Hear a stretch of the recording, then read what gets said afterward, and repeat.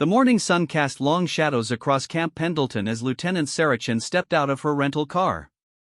She adjusted her crisp marine dress blue uniform and took a deep breath of the California air. After 3 years stationed overseas in classified operations, she was finally returning to domestic duty. What nobody at this base knew was that her lieutenant bars were just for show. Her real rank was far different, but operational security demanded this cover. Sarah had volunteered for this assignment specifically because of the reports she'd been receiving. Multiple complaints had reached the highest levels of Marine Corps leadership about Colonel Marcus Webb, the base's commanding officer. Stories of harassment, discrimination, and abuse of power had been quietly escalating for months. The Marine Corps needed someone on the inside to investigate, someone who could blend in and observe without raising suspicion. As she walked toward the administration building, Sarah noticed the pristine condition of the base. Everything looked perfect on the surface, which often meant someone was working very hard to hide problems underneath. Her years in intelligence had taught her that the cleanest-looking operations were sometimes the dirtiest. "You must be the new logistics officer," came a gruff voice behind her. Sarah turned to see Colonel Webb himself approaching. He was exactly what she'd expected from his file, tall, imposing, with graying hair and cold blue eyes that seemed to look right through people. His uniform was immaculate, every ribbon and medal perfectly aligned. But there was something in his expression that immediately put Sarah on guard.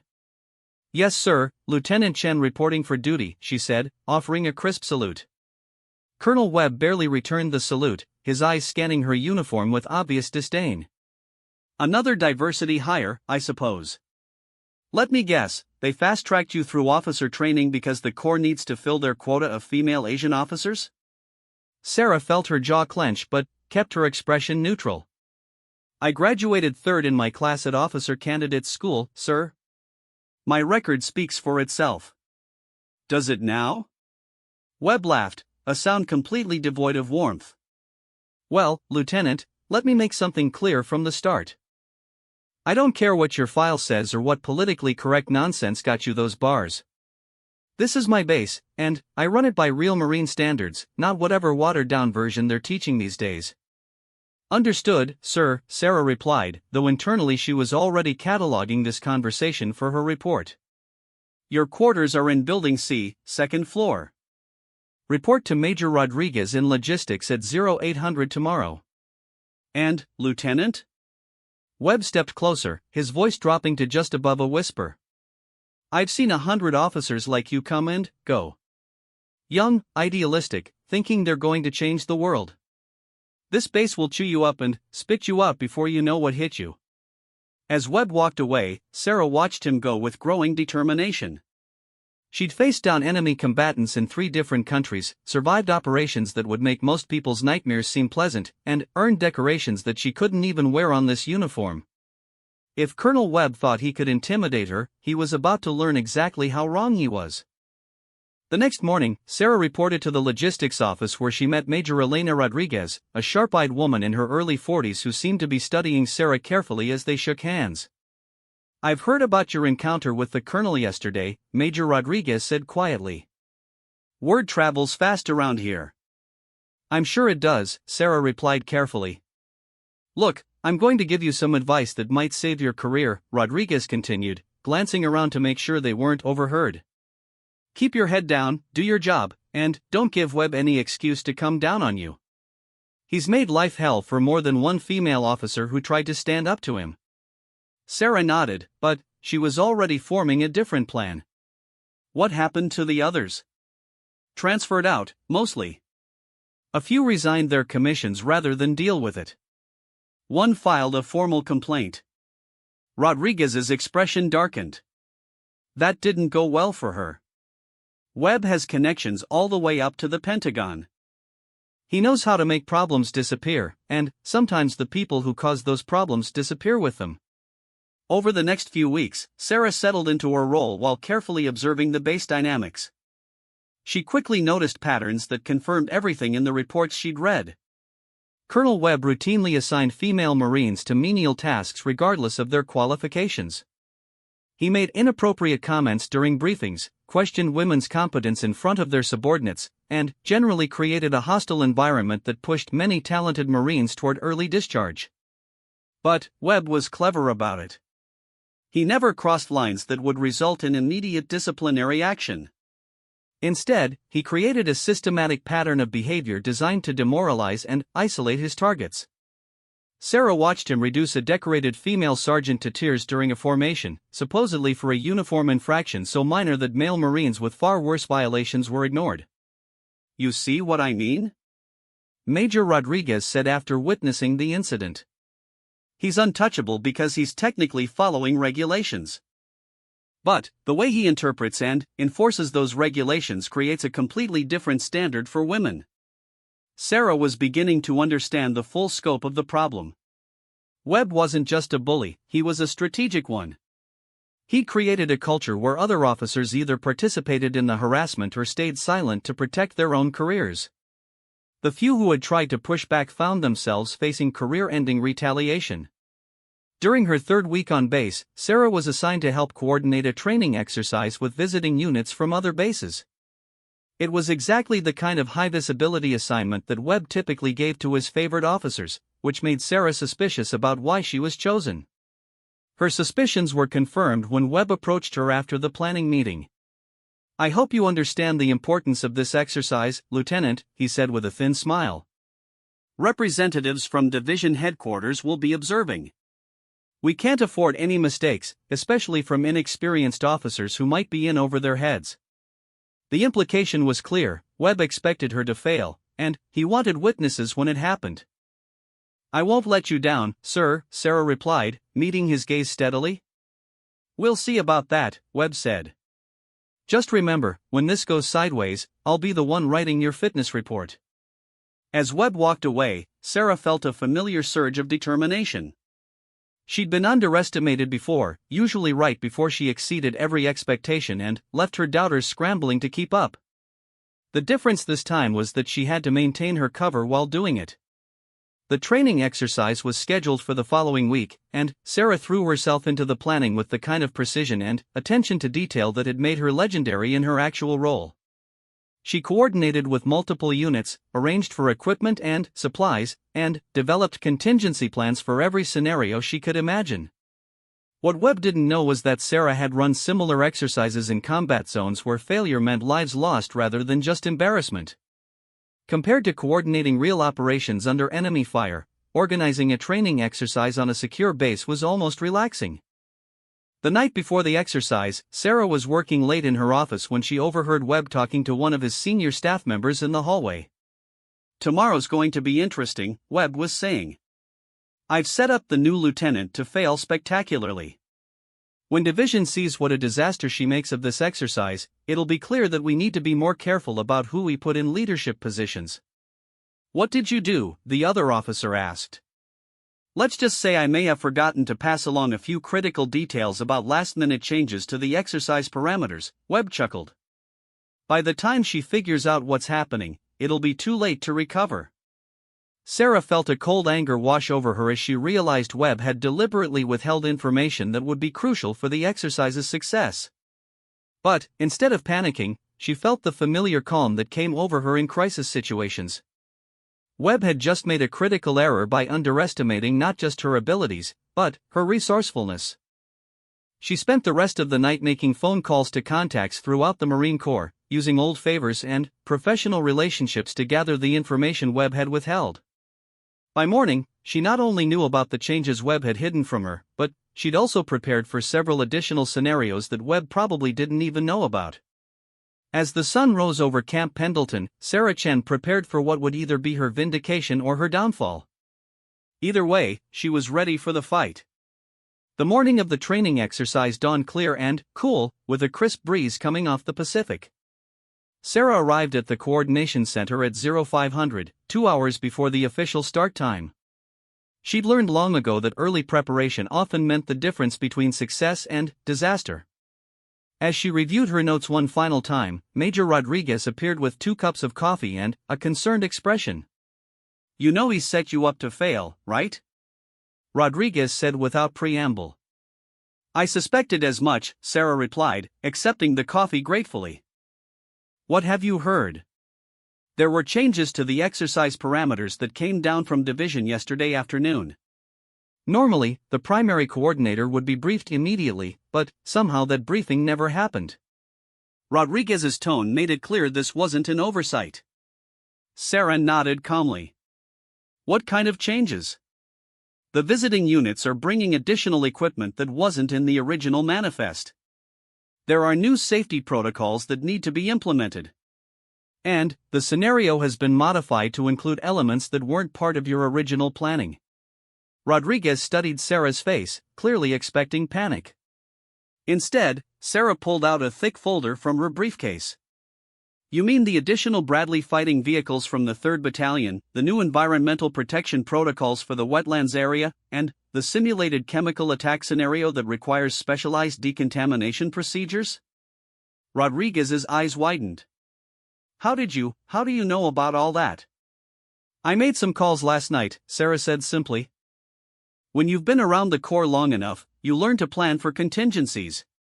What Rodriguez didn't know was that Sarah's calls had included conversations with a 3-star general who owed her a favor, a logistics colonel who'd served under her command in Afghanistan, and a chemical warfare specialist who'd trained with her team in Syria. Her real network was vast and powerful, built through years of operations that officially never happened. As the morning progressed, units began arriving for the exercise. Sarah moved between them with the confidence of someone who'd coordinated far more complex operations under much more dangerous circumstances. She checked equipment manifests, verified safety protocols, and ensured that every unit understood their role in the day's scenario. Colonel Webb appeared at 0730, clearly expecting to find chaos. Instead, he found a smoothly running operation where every detail had been anticipated and addressed. Status report, Lieutenant, he demanded, his tone suggesting he expected bad news. All units present and accounted for, sir. Equipment checks complete, safety briefings concluded, and we're ready to begin the exercise on schedule, Sarah reported crisply. Webb's expression darkened slightly. What about the additional equipment from 3rd Battalion? I don't recall that being part of your original plan. Integrated into the exercise parameters, sir. I've assigned additional maintenance personnel and modified the logistics support accordingly. And the environmental protocols for the wetlands area? Environmental Compliance Officer briefed all unit commanders this morning. Modified routes have been planned to ensure zero environmental impact while maintaining exercise objectives. With each question, Webb's frustration became more apparent. He'd clearly expected Sarah to be blindsided by information she shouldn't have had access to. Instead, she was demonstrating a level of preparedness that exceeded even his own knowledge of the exercise details. At 0800, the exercise officially began. Sarah positioned herself at the main observation post alongside representatives from division headquarters. Among them was Brigadier General Patricia Morrison, a legendary figure in the Marine Corps who'd shattered numerous glass ceilings during her career. Impressive coordination, Lieutenant, General Morrison commented as they watched the first phase of the exercise unfold flawlessly. How long have you been handling operations of this scale? This is actually my first major exercise coordination at this level, ma'am, Sarah replied truthfully, though she didn't mention the classified operations that had given her far more relevant experience. General Morrison raised an eyebrow. Really? You seem remarkably composed for someone with limited experience. Colonel Webb, overhearing the conversation, couldn't resist interjecting. The lieutenant has had some good guidance from my staff, ma'am. Though I have to admit, I wasn't sure she was ready for an assignment of this complexity. The subtle implication was clear: any success belonged to Webb's leadership, while any failure would be Sarah's fault alone. As the morning progressed, the exercise grew more complex. The simulated chemical attack scenario began at 1100, requiring rapid deployment of decontamination units and evacuation procedures. Sarah had prepared for this contingency by prepositioning additional medical support and establishing secondary command posts that most observers didn't even notice. When the attack was announced, Sarah's response was immediate and decisive. She coordinated the response with the calm precision of someone who dealt with real chemical threats in actual combat zones. Units moved exactly where they needed to be, decontamination procedures were executed flawlessly, and casualty evacuation proceeded smoothly. "Outstanding," General Morrison murmured, making notes on her tablet. The response time was exceptional. Colonel Webb's expression grew increasingly strained as he watched his plan to humiliate Sarah backfire completely. Every challenge he'd expected to overwhelm her was being handled with professional competence that made him look petty by comparison. During the lunch break, Webb cornered Sarah away from the observation post. "I don't know how you pulled this off," he said quietly, his friendly facade completely gone. "But, don't think this changes anything. One good day doesn't make you a Marine officer." Sarah met his gaze steadily. "With respect, sir, I think my performance speaks for itself." "Does it?" Webb stepped closer, his voice dropping to a threatening whisper. "Because I think what we're seeing here is someone who got lucky with some phone calls and thinks that makes them qualified for leadership. Real Marines earn their positions through blood, sweat, and proving themselves under fire, not through diversity programs and political correctness." For a moment, Sarah felt the overwhelming urge to tell Webb exactly where she'd been and what she'd done. She wanted to describe the firefights in Syria, the covert operations in Afghanistan, the classified missions that had earned her decorations she couldn't even wear. But her cover had to be maintained. "I understand your perspective, sir," she said instead. "I hope my future performance will earn your confidence." Webb laughed harshly. "Your future performance? Lieutenant, after today you're going to find that life on this base becomes significantly more difficult. I have a long memory, and I don't forget officers who think they're smarter than their commanding officer." The afternoon portion of the exercise included live-fire exercises and complex maneuver scenarios. Sarah had anticipated that Webb might try to sabotage this phase as well, so she'd built additional safety margins into every aspect of the planning. When equipment malfunctions occurred that weren't part of the original scenario, she had backup systems ready. When weather conditions changed affecting visibility, she had contingency plans that maintained both safety and exercise objectives. By late afternoon, it was clear that the exercise was not only successful but exceptional. General Morrison was clearly impressed, taking detailed notes and asking pointed questions about how various aspects had been coordinated. "This has been one of the best executed training exercises I've observed in years," she announced to the assembled officers. "The level of planning, coordination, and adaptability demonstrated here sets a new standard for this type of operation." She turned to Sarah directly. "Lieutenant Chen, your performance today has been outstanding. I'll be mentioning this in my report to division." Sarah felt a surge of satisfaction, not just for the successful operation but for the vindication it represented.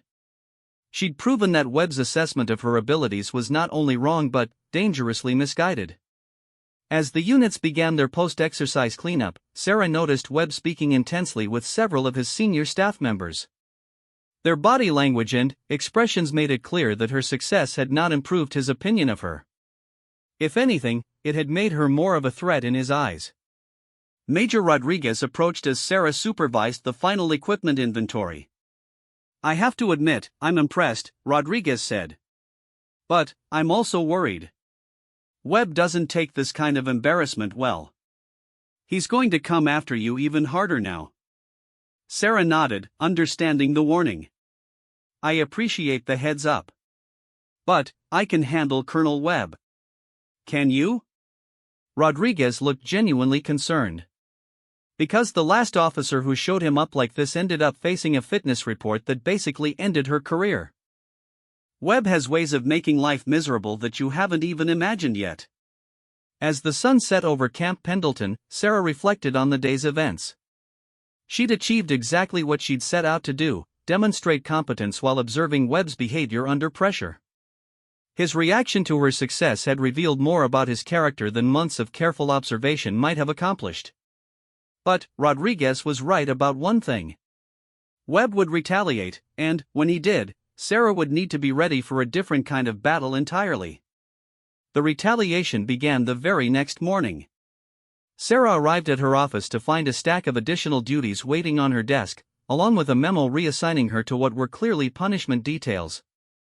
Instead of her logistics coordination role, she was now responsible for base sanitation oversight, inventory management for the motor pool, and coordination of the weekly mess hall inspections. The message was clear: Webb was using his authority to bury her under menial tasks that would prevent her from taking on any meaningful responsibilities. It was a classic military punishment that technically stayed within regulations while making an officer's life miserable. Sarah read through the assignments without emotion, though internally she was cataloging yet another example of Webb's retaliatory behavior. Each petty abuse of power was building her case, but she needed to maintain her cover while documenting everything. Staff Sergeant James Park, a veteran maintenance chief, knocked on her office door that afternoon. "Ma'am, I wanted to thank you for the way you handled the exercise yesterday," he said quietly. "My guys were impressed with how you coordinated the equipment logistics. That's not easy with multiple units." "Just doing my job, Sergeant," Sarah replied, though she appreciated the support. Park glanced around to ensure they weren't overheard. "Ma'am, I've been on this base for 6 years.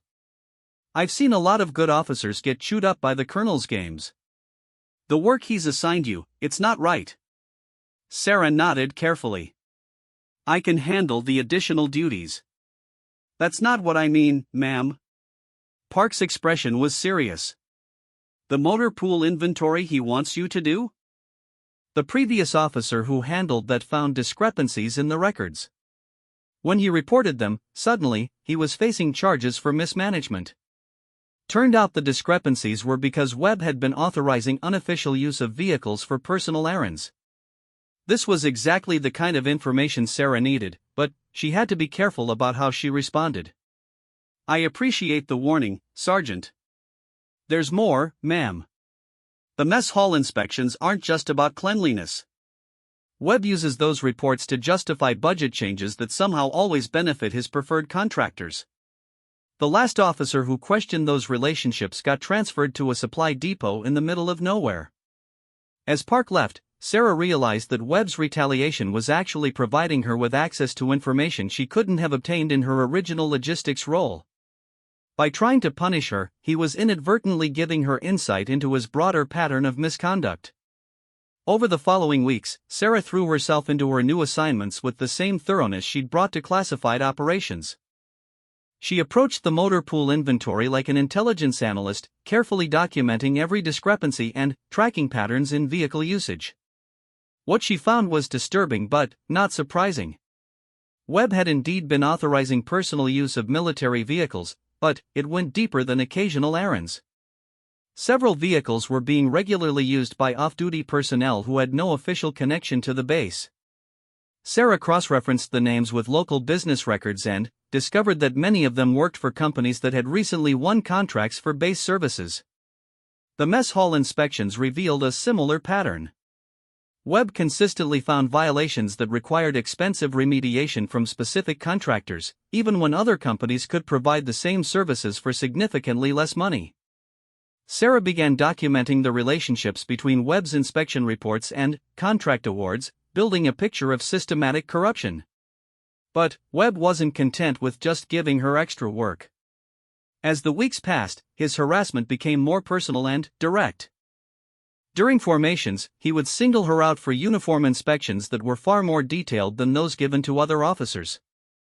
He questioned her decisions in front of subordinates, undermining her authority and creating an atmosphere of doubt about her competence. The breaking point came during a staff meeting in early November. Webb was briefing the assembled officers on new training requirements when he turned his attention to Sarah. "Lieutenant Chen, perhaps you could explain to the group why your section's readiness reports are consistently late," he said with false courtesy. Sarah knew this was a trap. Her reports were never late, in fact, she consistently submitted them ahead of schedule. But challenging Webb directly in front of other officers would be seen as insubordination.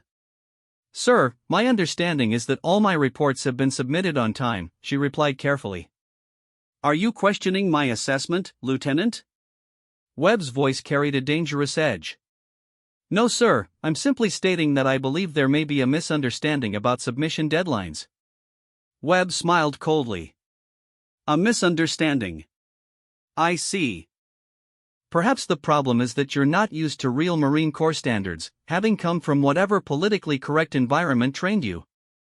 The room fell silent as every officer present recognized the racial and gender implications of Webb's comment. Sarah felt her anger rising but forced herself to remain calm. I graduated from the same officer candidate school as every other Marine officer, sir, she said quietly. Did you? Because sometimes I wonder if they're maintaining the same standards these days, or if they're more concerned with meeting demographic targets than producing real leaders. Major Rodriguez shifted uncomfortably in her chair, while several other officers stared at the table, clearly uncomfortable with Webb's blatant discrimination but unwilling to speak up. Sarah realized this was a defining moment. She could continue to absorb Webb's abuse in silence, maintaining her cover but allowing him to destroy her credibility. Or she could push back and risk exposing herself. Sir, I respectfully request that you evaluate my performance based on my actual work rather than your assumptions about my background, she said, her voice steady but firm. The tension in the room was palpable. Webb's face flushed red as he realized Sarah had just called out his discriminatory behavior in front of witnesses. Lieutenant Chen, I think you've said quite enough, he said through gritted teeth. Report to my office after this meeting. We need to discuss your attitude problem. As the meeting broke up, Sarah caught sympathetic glances from several officers, but no one approached her directly. The culture of fear Webb had created was too strong for anyone to risk their own career by supporting her openly.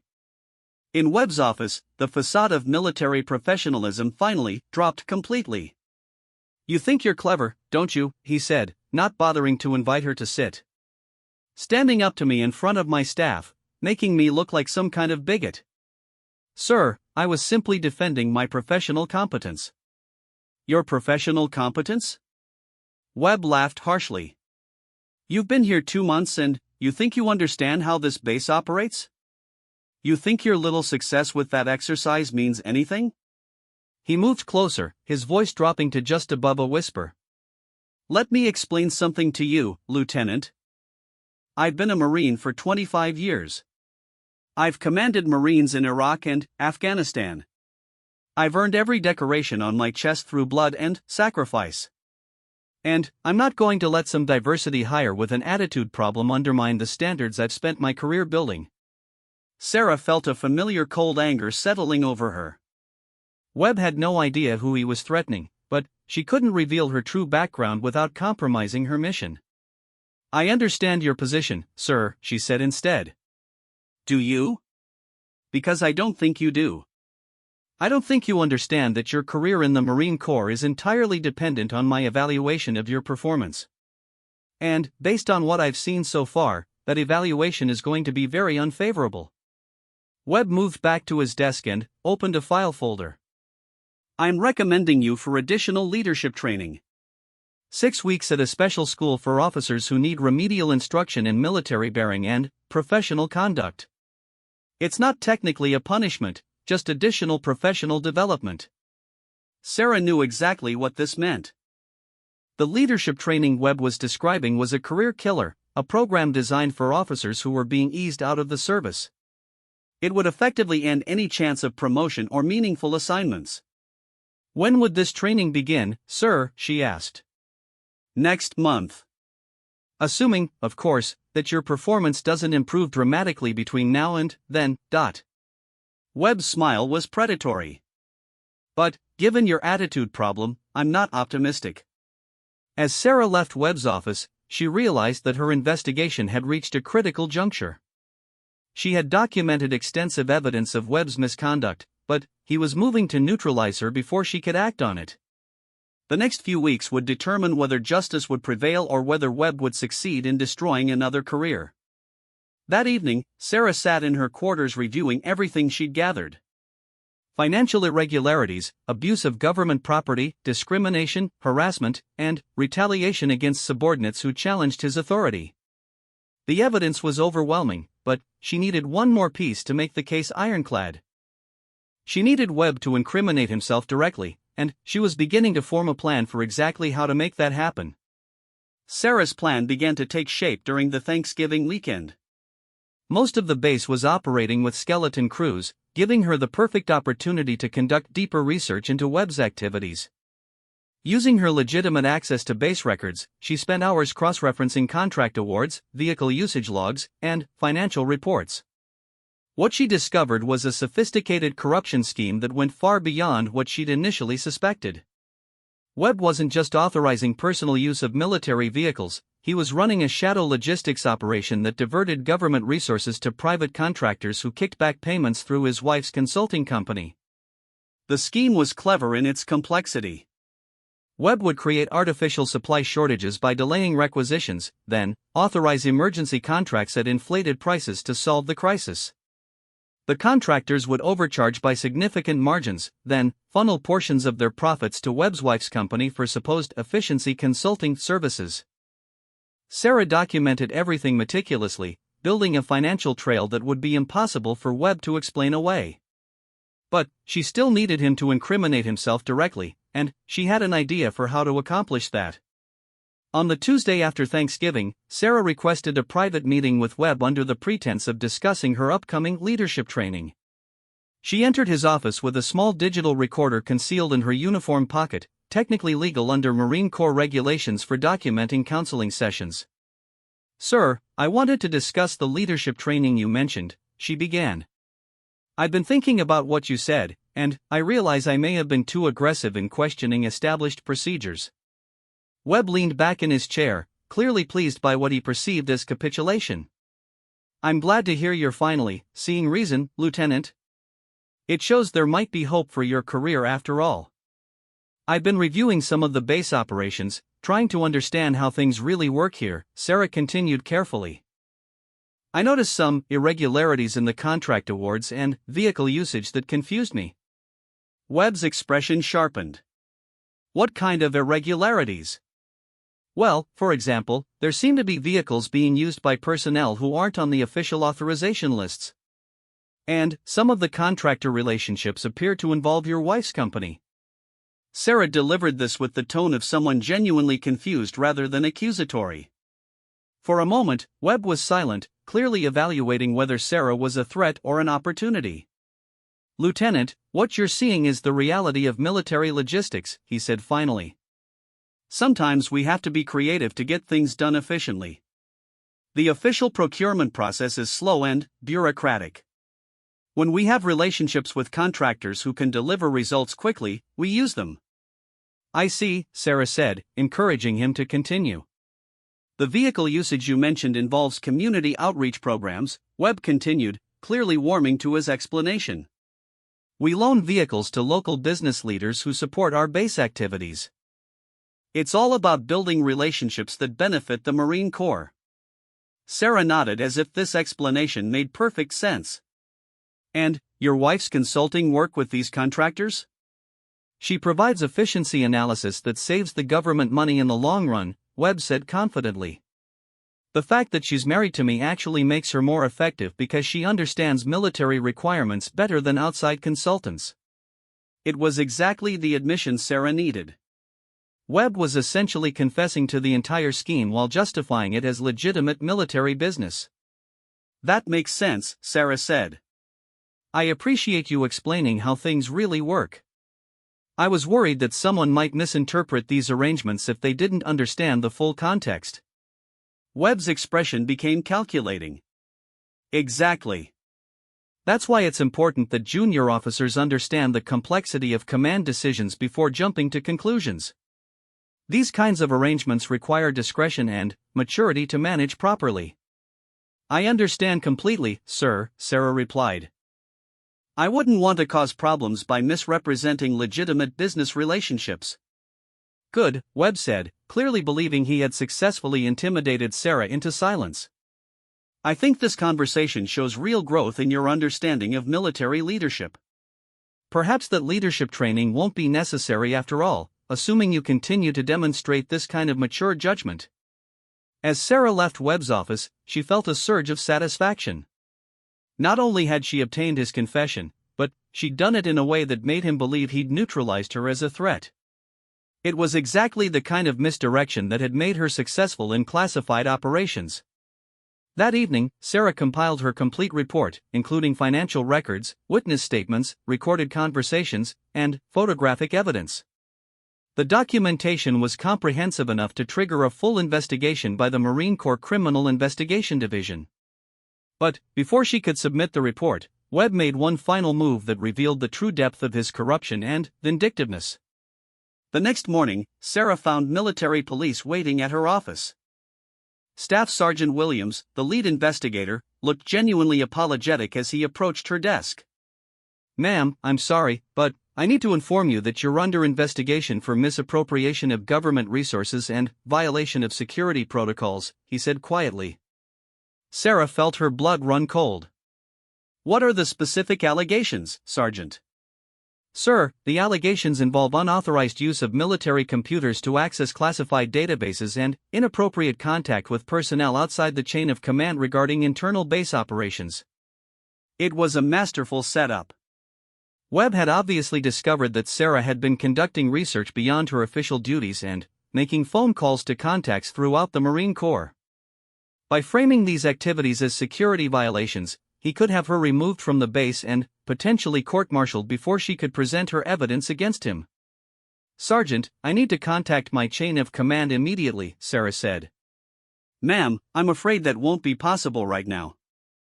Your access to official communications has been suspended pending the investigation. You'll be assigned temporary quarters off base while this matter is resolved." Sarah realized that Webb had effectively isolated her from any official support system. Her investigation materials were in her base office, which she could no longer access. Her communication with outside contacts was cut off. And any attempt to present her evidence would now be seen through the lens of her own alleged misconduct. As the military police escorted her from the base, Sarah caught sight of Webb watching from his office window. His expression was one of complete satisfaction, clearly believing he had successfully destroyed her career while protecting his own criminal enterprise. But Webb had made a critical error in his calculations. He assumed that Sarah was just another junior officer who could be neutralized through standard intimidation tactics. He had no idea that her real rank and connections extended far beyond anything he could imagine. That night, from her hotel room off base, Sarah made a single phone call to a secure number that bypassed all military communications systems. The call was answered after 2 rings by someone who had been waiting for exactly this contact. "This is General Harrison," came the familiar voice of the Marine Corps Deputy Commandant for Plans, Policies, and Operations. "Sir, this is Colonel Chen," Sarah said, using her real rank for the first time in months. "I need to invoke Protocol 7 immediately. The investigation has been compromised and immediate intervention is required." There was a brief pause as General Harrison processed the implications of what Sarah had just said. "Understood, Colonel. Full authority is hereby activated. What do you need?" "Sir, I need a secure communication link to CID headquarters, immediate protection for my evidence package, and arrest warrants for Colonel Marcus Webb and approximately 6 co-conspirators. The corruption is extensive and he's currently attempting to frame me for security violations to prevent exposure." "Consider it done," General Harrison replied. "Colonel Chen, your cover is officially terminated as of this moment. Resume your actual rank and authority immediately. Full Marine Corps Criminal Investigation Division support will be at your location within 2 hours." As Sarah hung up the phone, she felt a profound sense of relief mixed with anticipation. For months, she'd had to endure Webb's abuse and discrimination while maintaining the facade of a vulnerable junior officer. Now, finally, she could reveal exactly who she really was. Colonel Marcus Webb was about to discover that the diversity hire he'd been tormenting was actually a decorated special operations officer who outranked him significantly and had the full authority of the Marine Corps behind her investigation. The real confrontation was about to begin.